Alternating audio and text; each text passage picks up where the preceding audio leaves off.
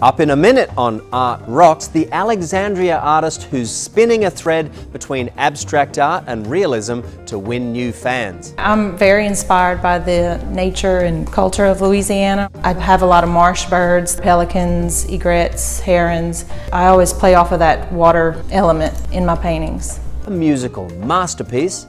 There were 14 designs for this instrument before this was selected to go into the room. The making of a photo. This is my main breadwinner right here. If you bought a box set. And the paper trail from Louisiana's first European settlement. That's all next on Art Rocks.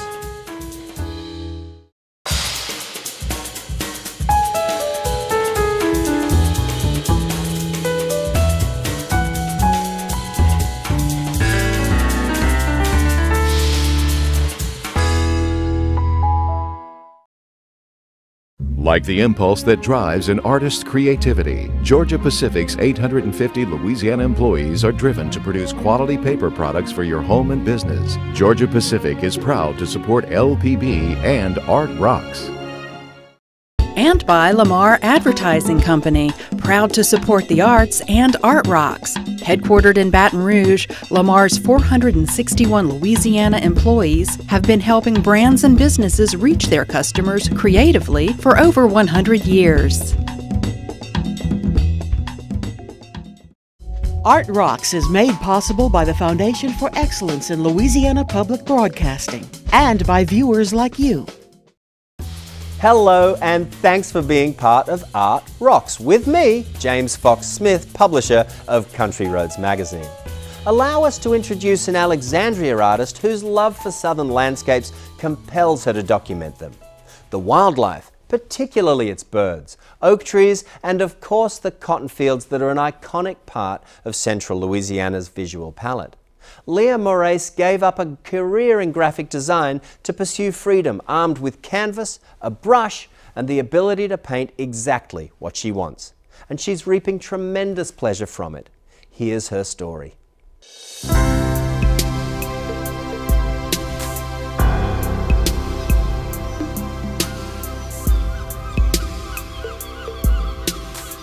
I'm very inspired by the nature and culture of Louisiana, or the southern part of our area. I have a lot of marsh birds that I paint. I tend to have a lot of the dripping effect that comes with that sort of water element. Most of my birds are found around water, pelicans, egrets, herons. So I always play off of that water element in my paintings. I've kind of studied the anatomy of different birds and the way that one might fly or one twists this way and you don't see the feathers in this shot. I love the way the light hits the back of an egret or the way the wind blows the feathers in a certain way, and I always try to capture that in a painting or try to think of an idea that kind of plays off of certain things that I see during my travels. I sort of have it sketched out with paint. And then as I go in with the details, I'll feather a lot. I'll sort of use my brush to sort of blend. I used to blend a lot, but I've learned to loosen up with my style a little. The palette knife is one of my favorite tools, and I'll use thick paint and just go down the canvas and play with it. A lot of my paintings are very figurative. You can tell it's cotton. You can tell it's a bird. It's not so abstract that you can't make out what it is. I use a lot of texture and try to blend certain areas that I want to look sort of faded and sort of blending into the background. And then the hard lines are just part of the composition. I'll look at the painting and say, well, this needs more detail here. I have to have that stalk showing on this piece of cotton. I like the coastal feel, crabs, shrimp boats, of course the birds. And then I also paint a lot of cotton and things like that that's still found in southern parts of our area. Every trip is an adventure, a new place to explore and think of a new painting or a new idea. I love just the moss and the trees. A lot of my lines in my art is vertical. I just like the feel of almost like it's raining or it's dripping. I'll use a lot of glazes, and I won't smooth everything out. I'll leave it textured. To me, that all plays into the effect of the moss or the grass. I have a lot of paintings with abstract, sort of contemporary backgrounds. I try to appeal to people that love contemporary art but still like figurative art, so I have the birds in the foreground, and the abstract backgrounds sort of give it that more modern feel, I guess. I combine the two. That's when I guess I gained a little notoriety. For those people that don't really like abstract art but they want to put it in their home because it's popular, and plus I've gotten to combine the two and make a beautiful painting that will satisfy both audiences. My grandmother's been a big inspiration from the very beginning. I mean, I've been drawing and painting since I was little, and she always inspired me to do that. I used to China paint with her. She took lessons from a lady in her neighborhood, and I would go with her, and she always said I was better than her, but I beg to differ. She was the one buying the art sets with 200 pieces that you wouldn't normally buy a 9-year-old granddaughter. She painted on dishes, plates, even lamps, anything glass, that white porcelain, platters, and all sorts of things, just anything china, white porcelain. And then there was the firing process. It was a long process. There was 2 and 3 layers of paint. So I learned a lot from that.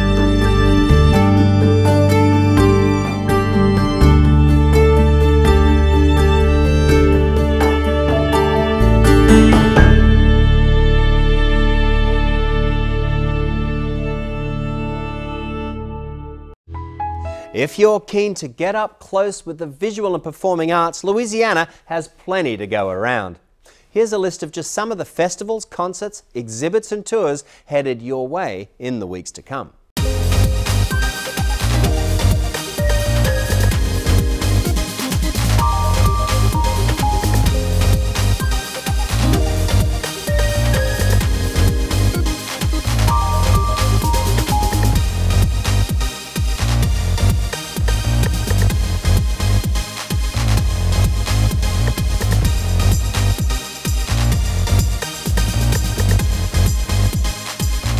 To learn more about these and other events in Louisiana, pick up a copy of Country Roads magazine. Another resource, the Art Rocks website features every episode of the program, so just log on to lpb.org and follow the prompts. Now we're headed to the Florida Panhandle, where the intrepid will discover the Sykes Chapel at the University of Tampa. Inside this new structure awaits a creation massive in both sight and sound, a majestic 21st century pipe organ. Former Dean of the College of Arts and Letters, Haig Mardirosian, gives us a tour.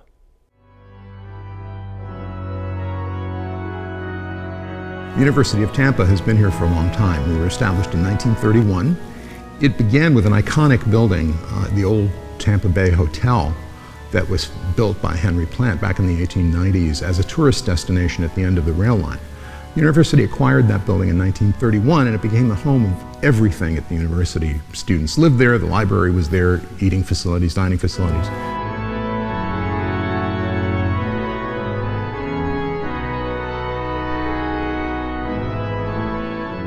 When the plans for the chapel were announced, the then organ professor in the music department here went right to the president's office, and he said, you know, you can't build a chapel, no matter what the definition of chapel might be. You can't build such a structure without putting a pipe organ into it. And so plans were launched for this great instrument that's here now. Working together, we had the ability to create the perfect environment for this organ. All of the elements came together beautifully. The architects, the architectural firm, was working together with the acoustical consultants, who worked together with the organ builder. There are fewer than 50 pipe organs built per year in the United States, so it is really a very specialized art, and they're built in a handful of shops. There were 14 designs for this instrument before this was selected to go into the room. Organs are places of beauty for music of great beauty, and I think that's sort of key to it, that we work in this sort of elevated aesthetic place, if you will. Even looking at this key desk, you can see that the woods in it are precious woods. This is burled elm. The craft of such things as the stop knobs is just turned to a very high level of refinement and polish. The keys are made of bone. And everything works then as a kind of perfect machine, if you will. One builds up sound in choruses.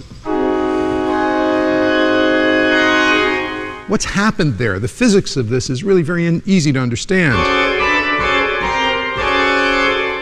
My fingers depress these keys. That action is transmitted through levers to a series of carbon fiber filaments, and they're transmitted through another set of levers upward to wind chests. And on top of these boxes sit a whole collection of whistles. So an organ pipe is nothing more than a whistle, the same as any child's toy whistle would be. And they're very sophisticated whistles, but they're placed on these boxes called wind chests. And when you depress the key, that opens a pallet on the bottom of the box and it admits wind to the channel on which all of these notes sit. So the second part of that, that happens in this axis going back and forth, but the second part of it, left and right, is that there are rows of pipes all put on that same wind chest, which are different tone colors and different pitches. So this stop, and this stop, and this, all sit on these wind chests together. And how you arrange this, how you pull the stops and how you play the keys gives us our ability to both change color and play pitches.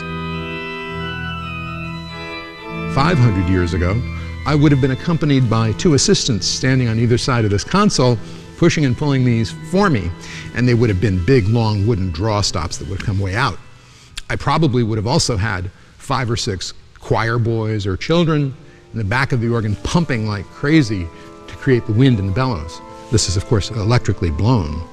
But these pistons allow us then to program the sounds that we want and put them in order, put them anywhere we want. And in this particular case, and here's the 21st century technology, there's a computer that runs this whole system, and every one of these single pistons can be programmed 256 memories deep.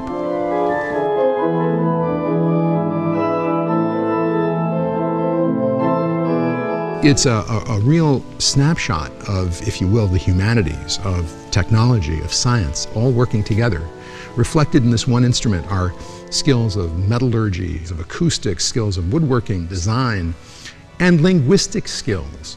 Organs are built all over the world. And one of the things that really speaks to the nature of that instrument, where it comes from, is how it resembles the language in those particular places. So all of that complexity spoke to so many sides of my own imagination and my own creativity.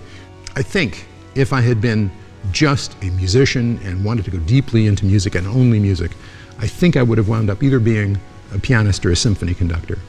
But because I was interested in science first, and architecture second, and music third, it was very, very logical for me to find this instrument and to be able to still keep my hand in all of that kind of thinking.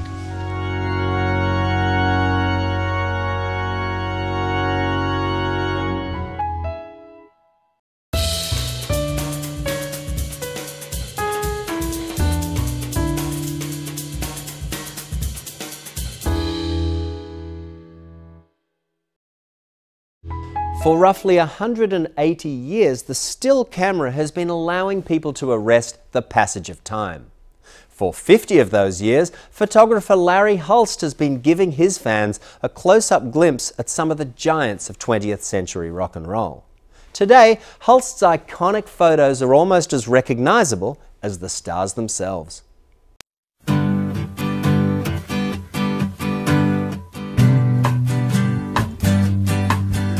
If you look up the Grateful Dead in the Encyclopedia Britannica, the photograph you'll see was taken by Larry Hulst. The San Diego native and former Vietnam medic has called Colorado Springs home since 1993. He says it's a spectacular feeling to know that moments he's captured live on. I've seen my photographs at Grammy Awards, Rock and Roll Hall of Fame induction ceremonies. So it's pretty exciting. I never know where they're going to come up, where they're going to be next. The first magazine that I went to was in Rolling Stone magazine in 73, and it was a picture of Muddy Waters. And I took a photograph when he was opening for Hot Tuna at Winterland. I first started selling them at Winterland. I made a photograph of Jerry Garcia, and I figured if I could sell it for $1, and if I could sell 4 or 5 of them, then I could buy admission into the show and maybe a beer. What started as a way to make a few dollars and to see great music blossomed into a career. Larry became a front-row witness to rock and roll history, often discovering bands at the cusp of a breakthrough, like the Ramones, who he first saw at a hamburger joint. I think that's when music changed for me. It was kind of melodic until you heard Joey Ramone sing 15 songs in 25 minutes, and every one of them was a good one, and every one of them was faster than the last one.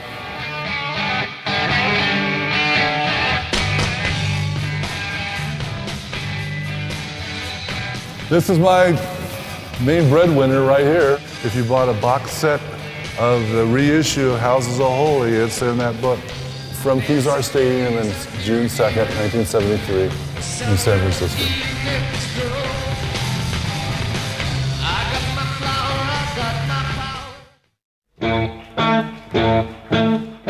When I was starting out, my cameras were about $100 with a couple of lenses and shooting film. I wouldn't go back to film for myself. It doesn't meet the deadlines. Access restrictions are also much different for today's concert photographer. From about '82 on is when the restrictions really came in strong, which works completely against publicity for an artist. Shopping photos to publishers before the digital age was a slow process. To fill the time, Larry sold his photos to passerby outside Tower Records in San Francisco. He was a sidewalk staple there for 18 years. Sometimes fate aligned. Once, approaching A&M Records in Los Angeles in hopes of a staff photography position, Larry flashed a George Harrison photo to the receptionist. They took me down a hallway to a door, and we walked through a door, and George Harrison was there, and I talked to him for about 10 minutes, and I was trying to sell him that photograph so that I could get gas money to come back to Sacramento. That was a highlight of my life, and I do believe George Harrison was the best Beatle. Larry says his world changed when he was signed to the Michael Oakes Stock Photo Agency in 1979. Getty Images then bought the agency in the 1980s. Since then, Larry's photographs have become as ubiquitous as the stars they shined a light on. Larry is still an active concertgoer and photographer. Bringing back something that's personal to me, that's not a $35 or a $40 t-shirt, that when I could show somebody, I said, this is mine. Back in the Bayou State for this week's Louisiana Treasures segment. Believe it or not, the city of Natchitoches was the first permanent European settlement to be established in what is now Louisiana, predating New Orleans by several years. Today, you can still find a wealth of documents chronicling the town's early years at the Natchitoches Parish Clerk of Court's office. Linda Cockerell opened up the archives for us. We're the oldest in the Louisiana Purchase, and then we were made a parish, and then we were divided. Other parishes were divided up. The commandant at the Natchitoches Post was St. Denis. This is a copy of his will. I'll just read. It says, St. Denis Last Will and Testament, March the 26th, 1744. And we have many documents that were pulled on St. Denis, his widow, his children. When the clerk, Louis Bernard, was here, we really did a lot of preservation. We started with the colonial records. We're older than New Orleans with our documents. And our documents start in 1732, and the Post started in 1714. So our documents are really valuable for history. We have to have a judge to sign an order for us to remove any document. We had them laminated to preserve them because of the paper. It did not have a lot of cotton in it, and so it was easily crumbling, and so we had them laminated because we couldn't afford encapsulation of those records. And so eventually we were able to have the funding to encapsulate the French archives, which we were really so proud of. And then we had cabinets made, and we did have locks put on them, and we put them behind lock and key. And it's not that we don't want people to be able to see them, but we want to preserve them and make sure that none of our records are taken out. Designer Blair Sligar has built a career doing what he loves, building wood furniture. Based in Winter Park, Florida, Sligar employs an abstract process to create everyday items. Check it out. Hog Eat Hog is a custom furniture shop. I was trying to come up with a name. I didn't want it to have anything to do with woodworking because I wanted the work to kind of speak for itself, and I wanted to give myself some room to be kind of absurd. I started this trying to be very much like, I want to do the things that I want to create, the things that I want to do because I think they're special and need to be created. I started though professionally the week my daughter was born, so almost 6 years ago. But at that time I just had a Honda Accord, and so I had all my tools in the back of that Honda Accord, and I would, you know, kind of go from place to place, and I was building furniture out in driveways. So pretty humble beginnings to very extravagant ends, clearly. I've always been into the arts and creating stuff with any kind of forms, and I met Blair. It's just been great after, you know, ever since. He will design it, and then it comes to me, and then I have to put it together, so I have to kind of like expand it in my mind and put it back together, and everybody collaborates and tries to make it the best possible. You know, but overall it's mostly his vision. I believe in his designs, and I want it to come to life. Blair's specialty is the creative and the abstract and the much more artistic side of the company, and me handling what he probably views as mundane. You know, that frees him up to just be creative and just be designing and just be working on what he's good at. I like to create, I like to make things, so, and I kind of always have. So this is really more of a discipline in the sense of, you know, it's wood, you know, it's systematic, you do it in steps, it's a lot of planning. Like anything else, you can kind of see, you know, when you open this board up and you see what there is, and you're constantly making choices. If I throw this through the planer one more time, am I going to lose this patina that I like, that I see right now, that's been revealed? You know, so you're kind of constantly like slicing off layers of it. It's a small pleasure, but it is a pleasure, you know, that every time you pass a board through the planer, it looks different than it did before. And so you're kind of, to me, that's interesting, seeing how you kind of see this history of how the tree grew. I looked through a whole stack of lumber to kind of find like what's going to be the right piece for this door that's going to have some kind of visual interest. So when they get put together, and I'll have to shape them out to where they fit together, but they'll be really pretty. And then they have these, you know, beautiful light sapwood streaks in there that'll contrast with the dark. I really like these like wild grade patterns that this has, and this kind of crazy live edge with these knots. And you can see like little places where branches have started or successfully become branches. Clients aren't really interested in, you know, what you think about when you make something. They're more interested in, do they like the finished, you know, product. So I guess the thing that I'm starting to be more interested in is doing something for someone that for whatever reason they appreciate and get a kick out of, and that's enough. This is just kind of a weird idea that I have that I'm pursuing, you know, and people have responded to it.